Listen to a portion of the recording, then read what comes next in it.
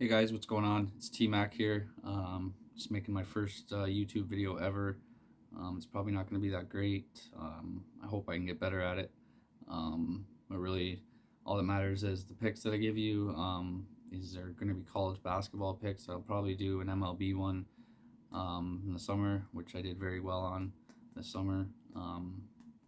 NCAA, I'm doing very well on, hitting at 56% with a 4.62 ROI. Very, very happy with that. So we're going to jump right into one game today. It is Marius at home versus St. Peter's. Um, so I'm just going to give you guys a little idea on how I look at my games. I've just come across a new situational bet that has hit 70% in the last 2 weeks. I just started doing it 2 weeks ago. I'm confident in my capping abilities to make a video and give you guys picks, obviously, or I wouldn't be doing it. Today there isn't really a lot of those situational spots. I like in these situational spots. There's a couple boxes that need to be checked in order for it to come through. Today, all the boxes don't seem to be checked, so it's kind of a conflicting day. But I'm going to try my best to work with a couple box checked. Usually I wouldn't bet them, but today there's 70 plus games on, or 60, whatever. So I'm going to just do one breakdown, kind of explain my new situational bet a little bit, and just look at the game the way I look at it. It might be helpful, it might not be.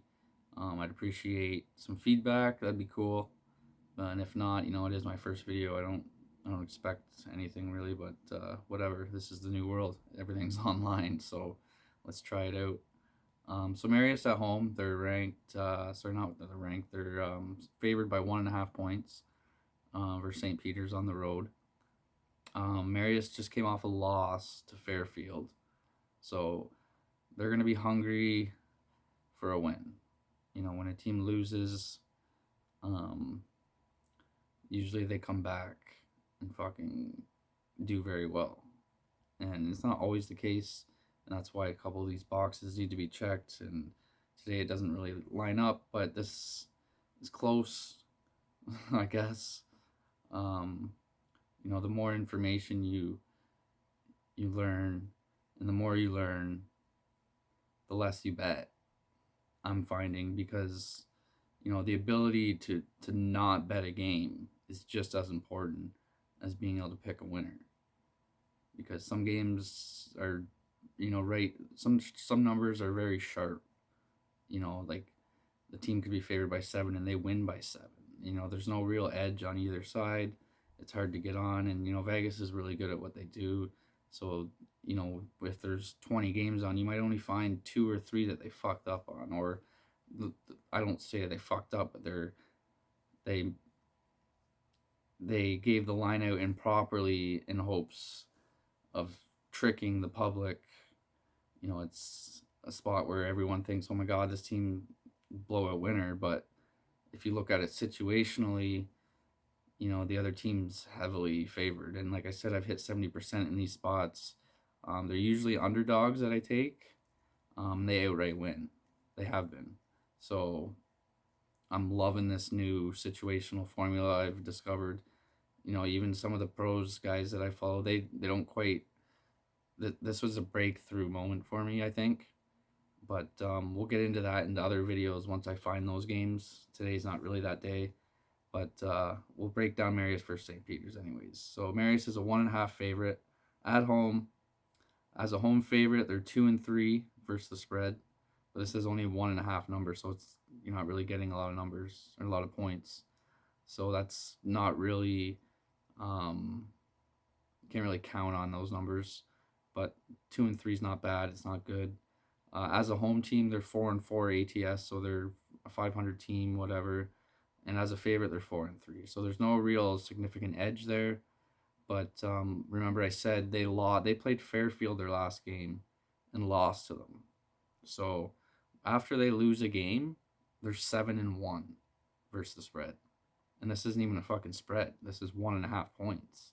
A spread's 3 to 4 points. In my eyes. So this should be a set after a loss. They're 7-1 versus spread. The spread could be 5 to 6, and they're going over the 5 and 6 points, 7-1 times. So I love that. I love that. This is the situational spot I like. They played a team that's better than St. Peter's and lost. So they went to war with a team that's better than St. Peter's. So they essentially, I look at this as war. They went to war with a really good team, and now they're coming to war with a team that's not as good. They're gonna put that previous war on that shitty team. They know what a good war looks like previously, so they're gonna bring that effort into this new war event against a shittier team. And usually I like, in a situational spot, so St. Peter's, they lost their last game against Canisius versus a 286 team. So 286, that they lost to a 286 team, and they're ranked 195. So they shouldn't have lost that game. So they're gonna come back pissed, obviously. But the fact that they lost to a 286 is troublesome. So in my normal situational spot, I would have preferred them to have won that game against Canisius. So they're not coming into this game as hungry, as ready, as desperate. I look at it too as eating. You need to eat, and when you eat, you're getting wins essentially. So if you're losing and you're not eating, you're getting hungrier and hungrier and hungrier for that win.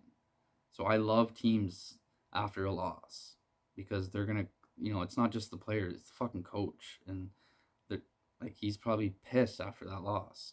The players are let down, but the coach is fucking pissed.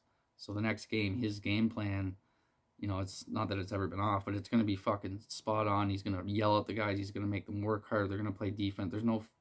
After a loss, there's no room for error, because you've already made your errors, and now you can only get better. And like I said, and that only applies to teams that are 500 or above. If you're a 500 or low team, you're not really gonna rebound after a loss, because you're just not that good. And so that's kind of the situation here with St. Peter's. But I just really wish they would have won their last game. So they lost it. Most people look at it as, oh, they lost, perfect, they suck. But no, after a loss, they're gonna come back and play hard. But their last 3 games, they've played a 286, a 226, and a 286. So they haven't fucking played anybody. They haven't even gone to war. They've been going to war against these little fucking shitty island teams.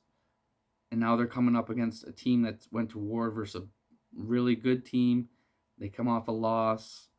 They're primed to fucking spank St. Peter's, I think.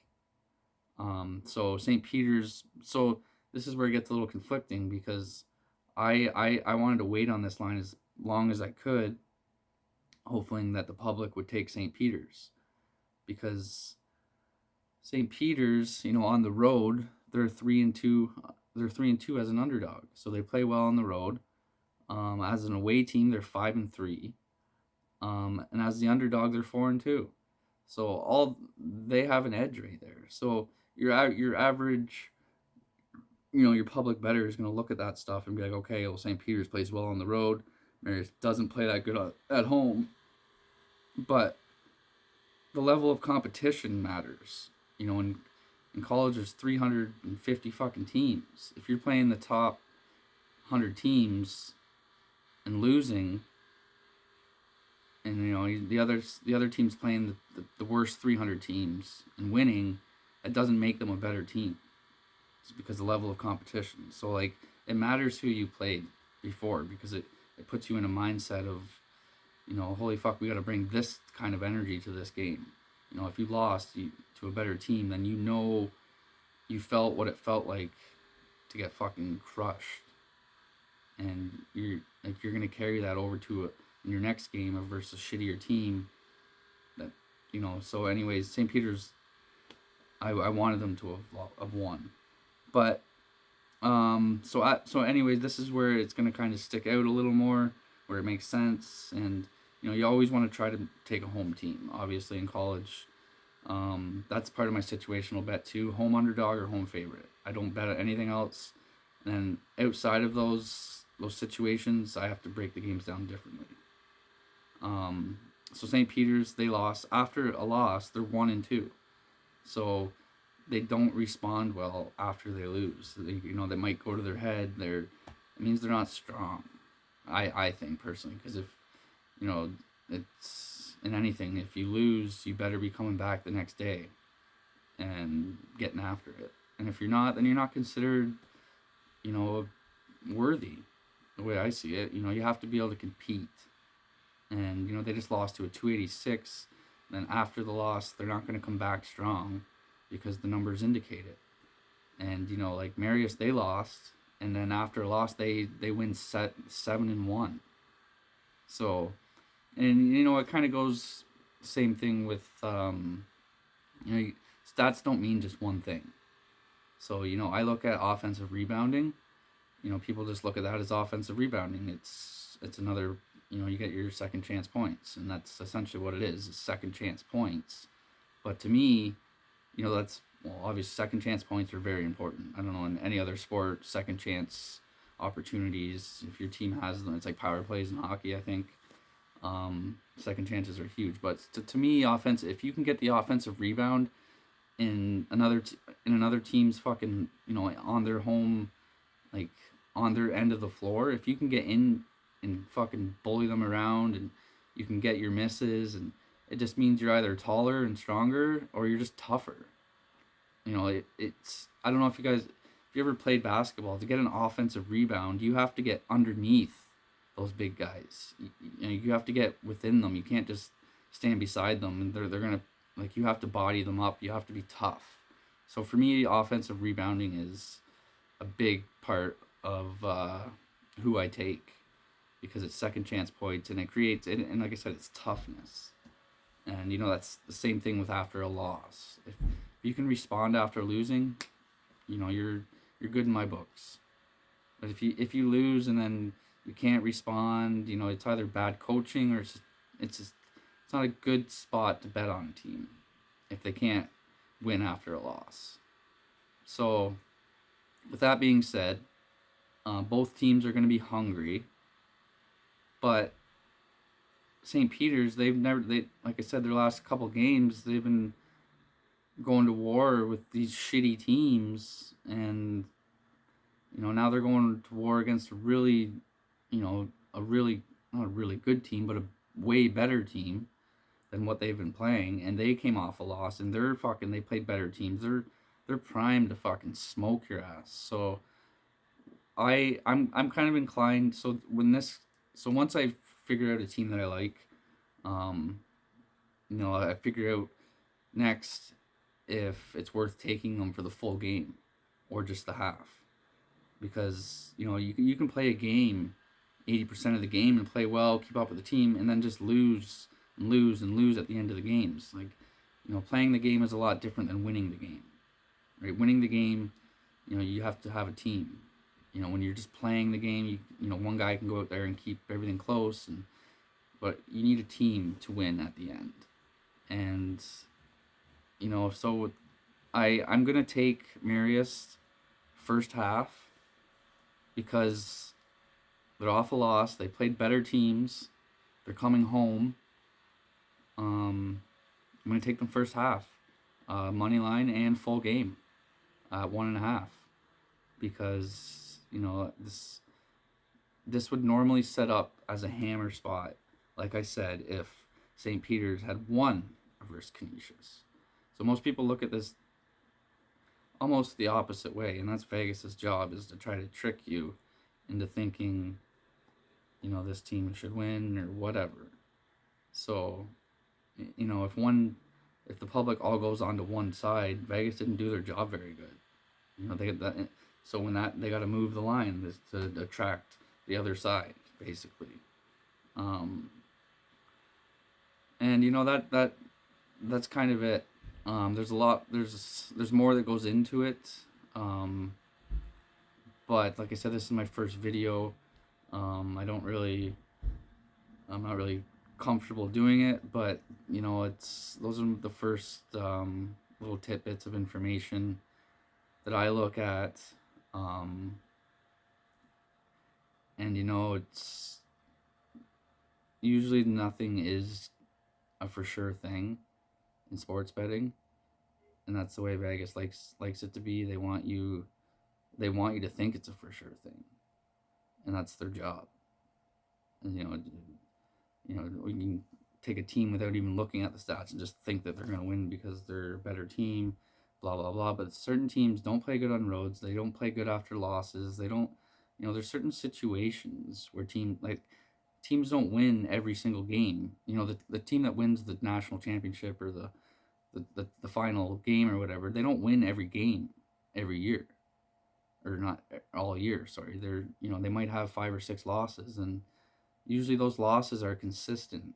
They were either on the road or they were after a win. That's a big thing too. After a big win, teams you just ate. You don't need to eat for a couple more days. So your next couple games, you're just gonna fuck the dog completely. You're almost hungover. You're sitting back on the couch. You're you're fucking full. And that happens a lot. Teams after they beat a big school. So it happened last night actually with Auburn. It didn't happen, but it almost happened, and it was one of my situational bets that cashed easily. Um, Missouri, sorry, was a 13-point favorite versus Auburn. That's a huge number. So I was on the 13, and I also had them in the first half at +6. So that's what happened to Auburn. They'd come off a big win the previous game, and I can't remember, but I think Missouri came off a loss, so they were hungry. Auburn wasn't hungry, so Mizzou kicked their ass ATS wise. Auburn won the game by barely, I think. So, you know, if Missouri would have won that game, I don't even know what the money line would have been. It probably would have been +400.